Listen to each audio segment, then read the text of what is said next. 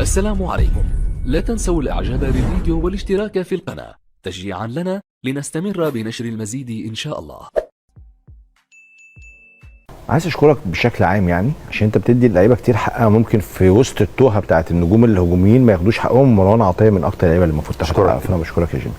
هما المنتخب المغربي من المنتخبات المرشحه جدا للفوز بالبطوله تحديدا بعد رابع العالم. يعني عاده المغرب مرشح فوق العاده دايما لبطولات افريقيا، ولكن رابع العالم داخل بطوله افريقيا، فطبيعي الناس هتقول لك ايه ده 100% هو البطل. هل مستوى المنتخب المغربي حتى هذه اللحظه مرضي بالنسبه لك؟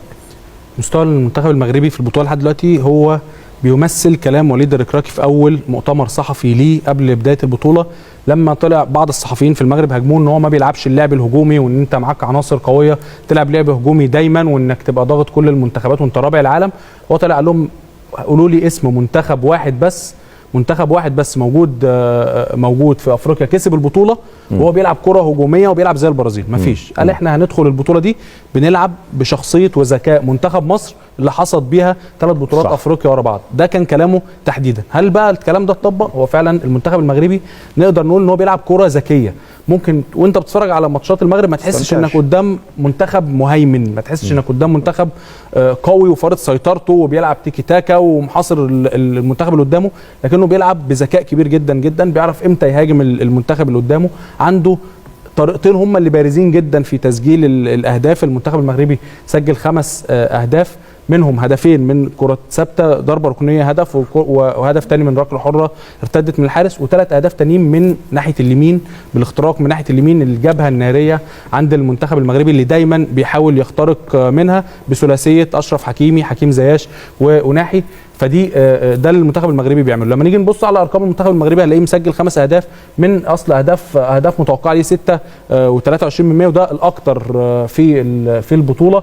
التسديدات مسدد 43 تسديده وهو الثالث في البطوله. استقبل هدف، هو اقل فريق استقبل الاهداف المتوقعه عليه 2 تقريبا، يعني 2، وهو الرابع اقل فريق، والتسديدات اللي عليه برضه هو رابع اقل فريق. ده اللي بيوضح لك هو فعلا بيلعب بذكاء. هو هدفه ان هو عايز دايما يخلق فرص، فده مخليه ان هو عنده الاهداف المتوقعه الاكثر، لكنه في نفس الوقت مش ما بيضحيش بمنظومته الدفاعيه، واللي هي بالمناسبه كانت نقطه قوته الكبيره جدا جدا في انجاز كاس العالم، ان هو كان منتخب صلب جدا جدا دفاعيا، منتخب بيتحرك دايما بخطوط قريبه، دايما بيقفل المساحه على الخصم وبيحاول يعتمد على المرتدات. بشوف بس اللي ممكن تواجه مشكله شويه للمنتخب المغربي مستقبلا هي فكره انه هجوميا هو عنده طريقتين اللي دايما بيركز عليهم في اللعب المفتوح. الناحيه اليمين المنتخب المغربي تقريبا المباراه كله بيحاول يخترق من ناحيه اليمين، لدرجه ان لما في ال3 مباريات 54% من هجمات المنتخب المغربي كانت من ناحيه اليمين، وال46% الباقيين متقسمين ما بين العمق وناحيه الشمال. فهو نقطه قوته الكبيره جدا جدا في اللعب المفتوح هي ناحيه اليمين، وتركيزه كله على ناحيه اليمين. لما المنتخب الكونغولي قدر يقفل الناحيه دي نسبيا على المنتخب المغربي تحديدا بعد استقبال الهدف الاول، المنتخب المغربي ظهر ان هو مش قادر يخلق فرص. وليد الركراكي ظلم بايقاف 4 مباريات؟ لا ما ظلمش، يعني اللقطات اللي جت من الملعب هو اللي دخل واحتك بلاعبي منتخب الكونغو وبلا سبب. احنا ما شفناش اي مشكله من لاعبي منتخب الكونغو داخل ارضيه الملعب، ما شفناش ان هو حد فيهم احتك مع الجهاز الفني او احتك مع لاعبي المغرب. لعبوا ماتش فير جدا، فمش عارف ايه وجه الاعتراض منه على مع لاعبي الكونغو. يعني ظلم يا سمر ولا لا؟ بس هو ما يعني هو وليد الركراكي من المدربين الكبار، بس هو ما بيتقبلش الهزيمه.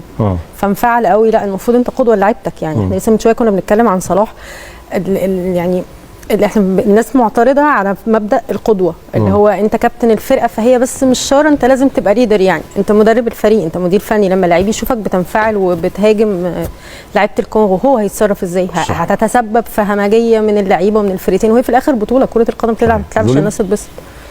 شايف ان العقوبه مبالغ فيه. هو في الاخر راجل دخل في مشاده، حصل ادت بعد كده لتطورات، وده اللي انا اقصده بغلطته. يعني تطورات خناقه بين اللعيبه في الكوريدور اللي مؤدي لغرف خلع الملابس، لكن شايف ان كانت ممكن القصه مباراه او 2 كانوا كافيين، لكن 4 مباريات بتتكلم على انه هيتنفذ منهم 2 مع ايقاف التنفيذ. انا بقول لك انت هي القصه بالنسبه لي كلها، هو لو خد ماتشين كان ماتش وماتش، او هو ماتش واحد كفايه، لان انت في الاخر ما عملتش فعلا، ما حصلش ضرب، ما حصلش حاجه تم تسجيلها عليه، حتى الكلام اللي طالع في الفيديو او اللي جه من المباراه او جه من الملعب في الفيديو بتاع المباراه، لا طبعا كانت بسيطه يعني، كانت ممكن اللي هو بمنتهى البساطه يعني هي تحذير شديد اللهجه ياخد مباراه وكفايه. بالتالي هو عوقب عشان ما بعد اللي هو طبعا هو تسبب فيه، تسبب في الحاله حصل يعني. طيب كانوا يتكلموا عليك يقول لك عاود الماتش تعود الماتش، هذا قاعد المسلسل هذا باسكو ما كانوش تاع الصح اللي يقولوا ستوب هاد المهزله.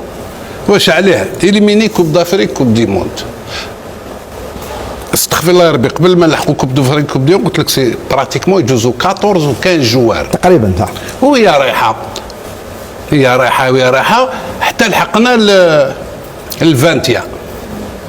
للفانتيا تخرج غانا بصفه كو شفتوا مع دو زيكيب كارثه سيراليون كوب دي موند كوب دافريك. من بعد خرجوا لنا فيلم تاع جحا، خرجوه لنا بلعوا وكلوه للناس، وكاين اللي بلعوا كي البوري بلعوا. في هاد لا بيريود هادي تاع فانتيا إليميني كيفاه اوكين رياكسيون دو سوا ديزون ما كانتش فيديراسيون ما تكزيستيش، مي كاين اوتوريتي، كاين ناس اللي يقول لا فيديراسيون واش هذا نسجعوا الفشل ولا نسجعوا اللي يخدم؟ لا ديسيداو يقعدوا. واش عليه؟ انا فهموني انا سيرتو نتاع رضوان وميدو ورا هذاك الجوار اللي يلعب في السعوديه اللي كان في سي ار بي افونسونت، بنزيما ها، ونحييو احنا جوار خاطئ.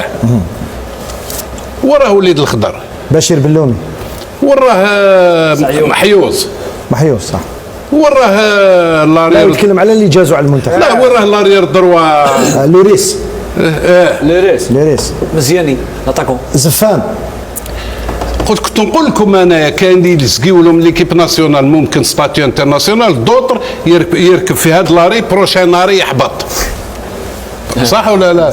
بروشان ناري يحبط يا اخي، صح ولا لا؟ بروشان ناري يحبط. Ça veut dire quoi?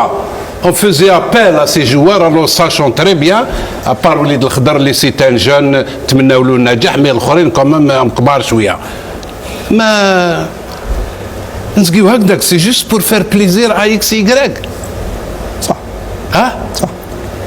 هذيك لا بيريود هذه علاه ما كناش نشوفوا باغ اكزومبل جو دي هكذا نيمبورت كوا واحد كيما نقولوا بالعيد، مي جو دون ان اكزومبل العيد ولا بوداوي دوبي شحال 19 قاولوا 50 هذوك لي ماتش اميكو يلعبوا، هذا يلعب يبداو يتروداو. سي كوم سا كو لي جون يانتيغري ويجيبوا روحهم يبروغريس. لكا سي لي مام كي يدوروا لي مام يسون يوزي، تعرفوا كاش يقولوا بالعربيه؟ خلاص وصلوا الى درجه الاشباع، خلاص يجي سي تيرميني. هادوما كاع يتيك هادوما قولي لك عليه معليش نزيد كلمه هذه ونحبس هنايا. بوندون كاع لي زاني هذا يا اخي une équipe ça se prépare sur le plan sur un fond de jeu. une équipe اللي ما عندهاش ان فون جو، ودي موريتاني ما عندها فون جو تاعها تهاجمك تبلوكي لك باش ما تروحش على لي كوتي سونتري، تلعبوا من اللور خاطرش طوال، عندهم قاعده. انا كي شفت البارح الكاب فير يلعبوا خلاص عرفت بلي اوني لي ديرني دو لا كلاس. الناس ما تخدمش، ماشي عليك ناسيونال بكا كل تو الموند بيرسون نفي اتونسيون في السبور لهاد البلاد هذه. الكاب فيرش كاش يلعبوا كره القدم في القمه. لا غيني واسمها هذيك غيني اللي ربحت 4 هذيك غينيا استوائيه. الناس تبروغريسي. كيف تبروغريسي؟ باسكو الناس اون فيديراسيون كي سو ريسبكت، elle se projette, elle عندها un objectif. l'objectif واش كومونسون بارفوا لو دياغنوستيك. وعلاش رانا كارثه ومن الضحكه يضحكوا علينا في سون دياغنوستيك. ابري لو دياغنوستيك كي ديروا مع لي زيكسبير تاع الفوتبول، ماشي اللي يضرب الجواق ولا يضرب ما عارف انا واشن، يديروه مع الناس تاع كره القدم يا اخي. هكذا يجتمعوا قال علاش رانا مرض. دوك واحد مريض يروح يشوف الخباز، يروح يشوف الطبيب، يروح يشوف طبيب. ما تمش تروح انت او ضربته شويه سعله يروح يشوف يجي يشوفني انا. وين راح نفهم فيها في الطب انا؟